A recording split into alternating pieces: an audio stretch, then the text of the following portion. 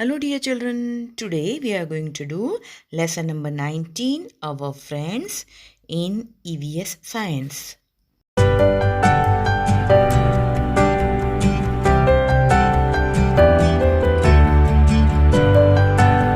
dear children, how are you all? Today we are going to do a new lesson in our environment looking around book. Lesson number 19, Our Friends.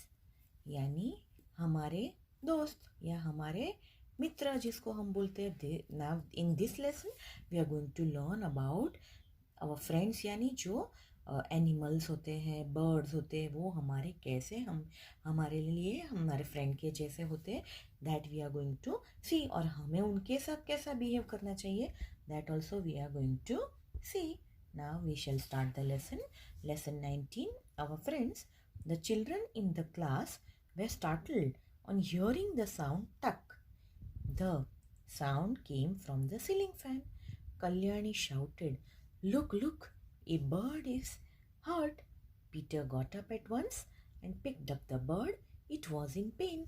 अभी ये बच्चे सारे एक दिन class में बैठे होते हैं, अचानक से टक करके कुछ आवाज़ आता है और साउंड सीलिंग फैन के पास से आया था. तो कल्याणी ने जोर से चिल्लाया, देखो देखो, एक बर्ड फैन में आ गया है और उसको लग गई है. तो पीटर दौड़ के गया और उसने बर्ड को उठाया. तो देखा तो बर्ड अगर फैन में आ गया मतलब उसको लग गई है, तो वो बेचारा बर्ड जो है वो पेन में है. तकलीफ हमको लगता है तो हमको भी दुखता है ना, तो हमको भी तकलीफ पीड़ा होती है, वैसे इसको भी हो रही थी बर्ड को. Now, Navjot and Harbhajan quickly brought water in a bowl. Peter lovingly patted the bird. They held the bowl to the bird's beak. It drank a little water and slowly started flapping its wings. Navjot told all the children to move back. They noticed that the bird was trying to fly. In a while, the bird flew away. तो जब उन्होंने देखा कि bird को तो लग गई है तो हाथ में उठाया और क्लास में दो बच्चे थे, नवजोत और हरभजन, वो दौड़ के गए और एक बाउल में पानी लेकर आए.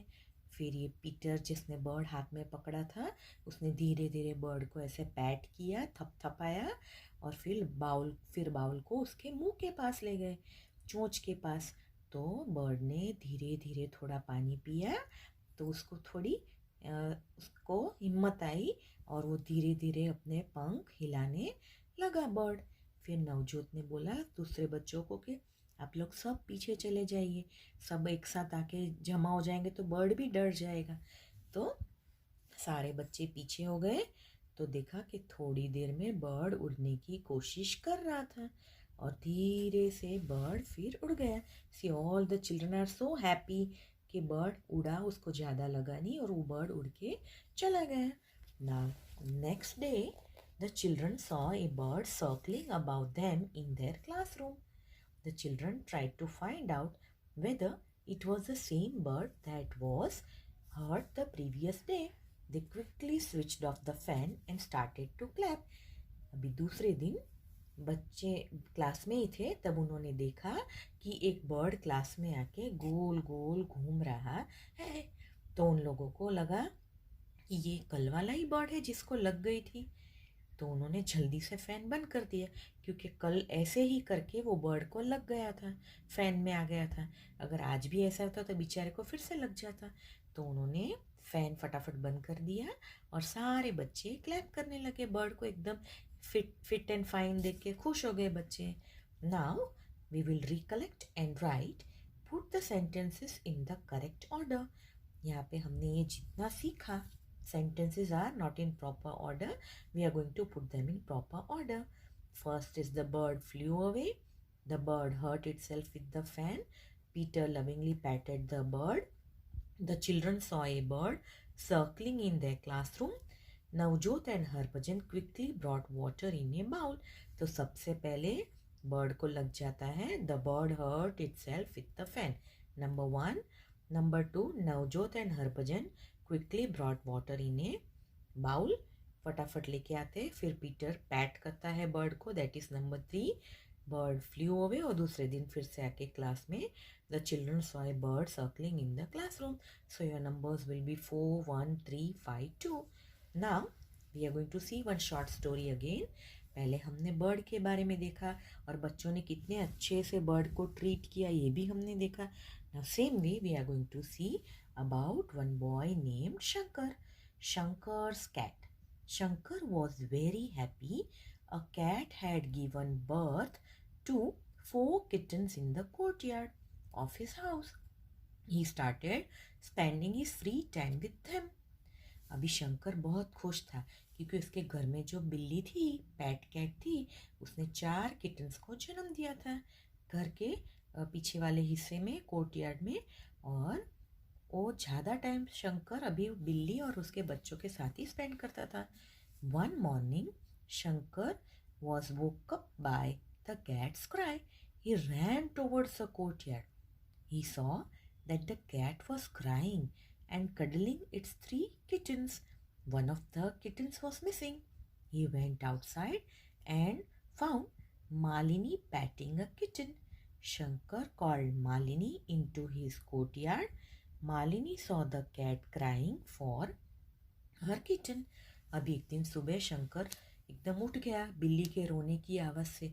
बाहर दौड़ कर देखा तो बिल्ली रो रही थी और अपने 3 बच्चों को पकड़ के एकदम पास में बैठी थी और उसके पास चौथा किटन नहीं था, इसलिए वो रो रही थी। तो वो दौड़ के बाहर जाके दिखता है तो मालिनी ने एक किटन को पकड़ा है और उससे खेल रही है। शंकर ने मालिनी को बुलाया और अंदर ले गया और दिखाया कि देखो कैट कैसे रो रही है, तुमने उसके बच्चे को उठा लिया है, तो बेचारी कैट बिल्ली कैसे रो रही है। तो उन लोगों ने बिल्ली को अपना बच्चा सौंप दिया और कैट बहुत खुश हो जाएगी क्योंकि हर एक एनिमल को भी अपने बच्चे प्यारे होते हैं जैसे इंसानों को होते हैं। तो इससे हमें ये सीखने को मिलता है कि वी शुड नॉट हैरेस और मजाक करने मस्ती करने के लिए भी किसी एनिमल के बच्चे को लेना नहीं चाहिए, बिकॉज उनको भी अपनी मम्मी की ज़रूरत होती है। Now we will see Minu's cow. Okay, now here you can see this is a picture of a cow. यहाँ काउ को लग गया है and blood is Ojing out. उसके बॉडी में से पैर में लग गई है तो खून निकल रहा है। कैसे हुआ that will see. Meenu has a cow, her name is Ganga. Meenu takes Ganga to the field to graze daily. One day a speeding scooter hit Ganga and hurt her leg. The wound was bleeding heavily. अब मीनू के पास एक काव है तो उसकी काव का नाम गंगा है और मीनू गंगा को लेके रोज़ घास खिलाने के लिए उसको बाहर ले जाती थी। एक दिन एक स्कूटर वाला इतनी तेज स्पीड में निकला कि उसने गंगा से टकरा गया और इतनी ज़ोर से टकराया कि बेचारी गंगा को तो खून निकलने लगा और बहुत खून निकलने लगा। तो इसको लगा है तो इसको क्या करना पड़ेगा, इसको डॉक्टर के पास ले जाना पड़ेगा। जैसे इंसानों के लिए डॉक्टर्स होते हैं वैसे एनिमल्स के डॉक्टर को वेटरनरियन बोलते हैं। तो उसके पास ले जाके उसकी ट्रीटमेंट करानी पड़ेगी। तो जैसे हमको तकलीफ़ होती है वैसे एनिमल्स को भी होती है। So we should take care of them. Now look and write. Chandu Dhobi looks after his donkey very well. The donkey too does a lot of his work. Look at the pictures and write what are the things that Chandu does for his donkey. यानी चंदू धोबी के पास एक donkey है, वो donkey का बहुत ध्यान रखता है और डोंकी भी चंदू के लिए बहुत काम करता है क्योंकि धोबी है तो कपड़े धोने जाना पड़ेगा। तो सारे कपड़े एक बड़े से कपड़े में बांध के ये धोबी है जो वो डोंकी के ऊपर रखकर धोने के लिए ले जाता है। तो अगर कोई एनिमल हमको हेल्प करे तो हमको भी एनिमल का ध्यान रखना पड़ेगा क्योंकि वो भी लिविंग थिंग ही है ना, इसलिए। तो चंदू क्या क्या करता है, Chandu baths the donkey. Chandu रोज़ डोंकी को नहलाता है, फिर उसको खाने के लिए ग्रास देता है। Chandu feeds grass to the donkey. Then he gives water also to the donkey, और वो उस इतना अच्छा काम करके देता है तो उसको अडॉर्न भी करता है. Chandu gives water to the donkey and Chandu adorns the donkey with flowers. वो उसको फ्लावर्स से एडॉर्न भी करता है. यानी एनिमल्स अगर इतना हेल्प करते हैं तो हमको भी उनको हेल्प करना चाहिए, उनका ध्यान रखना चाहिए, उनको अच्छे से खाना खिलाना चाहिए, पानी पिलाना चाहिए, रहने के लिए अच्छी जगह देनी चाहिए. Now we can see bird bath. Here you can see there is a tree, और ट्री के ऊपर एक ऐसे बाउल लगा है. ऐसे बाउल अभी बाहर रेडीमेड भी मिलते हैं. ये अर्थन पॉट है, ये मिट्टी का बाउल है. इसको ऐसे डोरी रस्सी बांध के पेड़ पे लगाया गया है और उसमें पानी भरते तो बर्ड्स आके उसमें पानी पीते. ऐसा रेडीमेड आता है, उसमें वो प्लास्टिक का होता है. उसमें आप ये वो भी पेड़ पे लगा सकते हो. एक में ग्रेन्स रखो, एक में पानी रखो, तो बहुत सारे बर्ड्स खाएंगे भी और पानी भी वहीं से पी सकते हैं. Now take a small earthen pot having a wide mouth. Tie the pot with a rope and hang it as shown in the picture. Pour some water in the pot and hang it on the branch of a tree or on a hook outside your house. Pour water in it every day. Observe which birds come to drink water. तो ये हम कर सकते हैं. ये बहुत अच्छा काम है कि हम एनिमल बर्ड्स को खाने के लिए और पीने के लिए दोनों फैसिलिटी हम प्रोवाइड करें. तो ऐसे एक अर्थन पॉट लेना है, उसमें बड़ा, जिसका मुंह बड़ा सा हो, और उसको ट्री पे ऐसे लगा देना, या तो हुक के हेल्प से या तो स्ट्रिंग या डोरी की हेल्प से लगाना है, और फिर रस्सी की हेल्प से, और फिर उसमें रोज पानी बदलते रहना चाहिए. अगर ये गंदा हो जाए तो इसको साफ करके फिर से धो करके अच्छे से साफ करके लगाना चाहिए, और उसमें रोज खाना और पानी अलग अलग पॉट में रखना चाहिए. देन यू विल सी कि आप एक दिन ऐसे रखोगे तो फिर रोज बर्ड्स को पता चल जाएगा कि यहाँ पे हमारे लिए खाना और पानी दोनों है, तो वो लोग फिर रोज आने लगेंगे और वो इतना अच्छा लगेगा देखने में भी आप लोगों को. Okay, now like us animals also need water to live. There are many other things which are required by both animals and humans. Write the names of 3 such things. यानी एनिमल्स को पानी चाहिए, इंसानों को भी पानी चाहिए, और ऐसी बहुत सी चीज़ें हैं जो एनिमल्स को भी चाहिए और ह्यूमंस को भी चाहिए. So we are going to write the 3 things which both animals also need and humans also need. Air, useful to human and it is also useful for animals. Food and food for animals also. Rest and sleep हमको भी चाहिए और उनको भी चाहिए. So these 3 things are needed by both humans and animals as well. Now think and tell. You know that we eat a variety of food. Similarly to animals too eat different kinds of food. जैसे हम अलग अलग चीज़ें खाते हैं, रोटी, दाल, चावल, सब्जी, मिठाई वगैरह, तो एनिमल्स भी अलग अलग फूड खाते हैं. तो उनका जो वाइल्ड एनिमल्स होते हैं उनका फूड अलग होता है, हर्बीवरस होते हैं उनका अलग होता है, पेट एनिमल्स होते हैं उनका अलग होता है. तो हर एक का अलग अलग फूड होता है. Now we will see name of the animal. आपने किसको खिलाया? तो डॉग क्या खाता है? मिल्क, रोटी, बिस्किट वगैरह. कैट मिल्क एंड रोटी. पिजन ग्रेन्स खाते हैं. देन पैरट होता है, वो ग्रीन चिली और ग्वावा यानी अमरूद खाता है. हैन होते हैं, वो भी ग्रेन्स खाते हैं. So this way all animals and birds eat different kind of food. Now we are going to see a story, the queen's garden.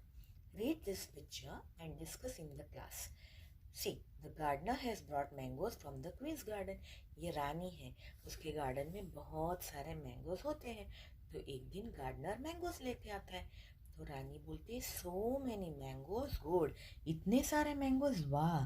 तो your majesty, there would have been double the amount if the birds had not eaten them.